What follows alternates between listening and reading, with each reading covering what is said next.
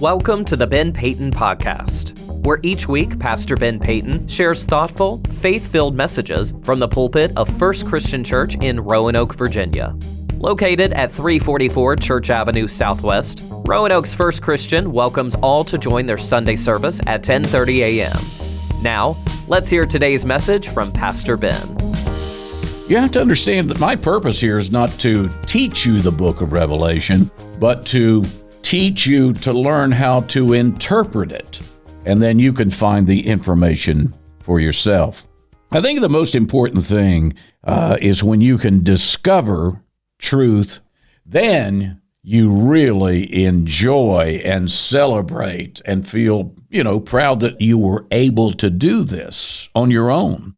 Discovery is a very important thing. I know a lot of people will tell you, just pray and God will open up the scriptures to you and he'll interpret it for you. But God gave us a mind so that we can search out these things for ourselves. Before we start reading the passage of scripture that's going to be in Revelation 21, I want to review some of the aspects, some of the things, let's put it this way, essential to reading apocalyptic text. You have to understand the symbols and images to discern the message. What are you talking about here? John the Revelator used hyperbole and exaggerated statements and weird images to make his point. And the thing of it is, apocalyptic literature was a system by which people in those days used to communicate to others who were suffering. All right, let's start here. The style of writing makes use of symbols. Let me give them to you. Beasts or animals, nations. In other words, it identifies the nation in question. Horns or heads, rulers, angels, God's agents, eyes, wisdom or insight. And then there are colors, C-O-L-O-R-S. They're also significant. White is victory and not necessarily the good guy. Red is war. Black is lack of something, like lack of food, which means famine, lack of health, which means plagues or pestilence. Greenish-gray color of a corpse, which obviously represents death. Then we have numbers that are very significant. 3, spirit world.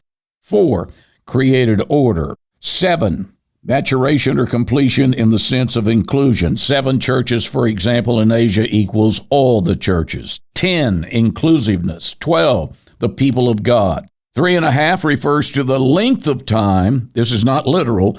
The length of time God allows evil to run its course before God or his agent intervenes and takes it away. So that's just kind of a quick view for you. Now let's go to Revelation chapter 21, and let's talk about the new heaven and the new earth.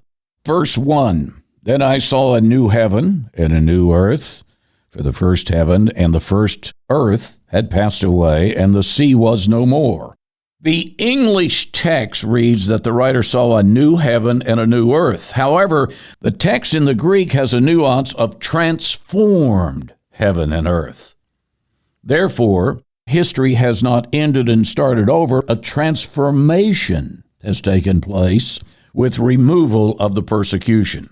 And you recall that was the intent of the book of Revelation. John was writing to those people, those Jews that had come home in the post-exilic period, but they were still suffering. They were still being persecuted. Now, the reference to the sea being no more, this is important. Beast who persecuted came from the sea. That was in chapter 13. Now the sea is gone. So the beast is gone. We have now a new age with no more persecution. Therefore, history has not ended and started over, but rather a transformation with removal of the persecutors. Now let's drop down to verse 4. I want to make a comment here. He will wipe away every tear from their eyes. Death will be no more. Mourning and crying and pain will be no more, for the first things have passed away. What's he talking about? He's talking about the persecution.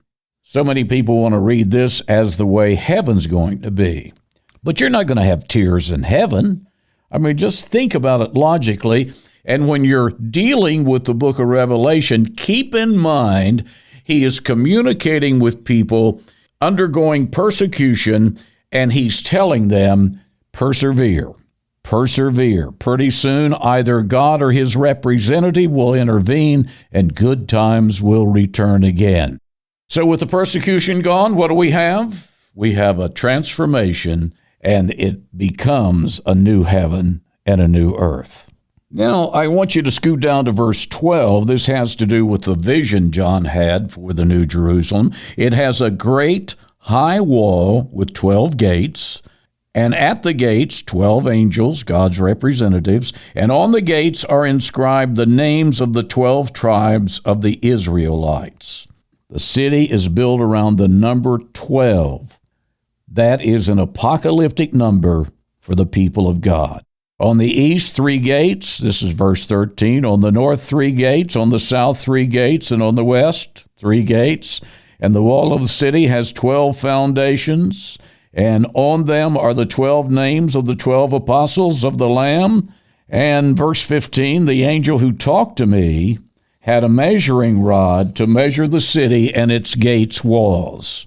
So the city is described as 12,000 stadida. That's a method of surveying. 12,000, apocalyptic number, multiple of 10, big enough to hold all of the people of God. That's the conclusion. Also a cube. The other cube in Scripture is the Holy of Holies in the temple. So there you have some examples of interpreting the book of Revelation. Don't ever forget who John the Revelator was writing to. Don't forget the situation they were in. Don't forget that they were suffering. And the suffering was basically they needed to worship the Roman god so they could get a ticket to buy food. That was their persecution. So don't forget that. He was writing to people who were being persecuted for their faith. And his message to them was, persevere. Pretty soon, either God or his representative will intervene and good times will return again. And really, if you think about it, you can apply this whole thought to what we're going through now. Just persevere, hang on. Pretty soon, the persecution will disappear when God or his representative intervene and normal returns again.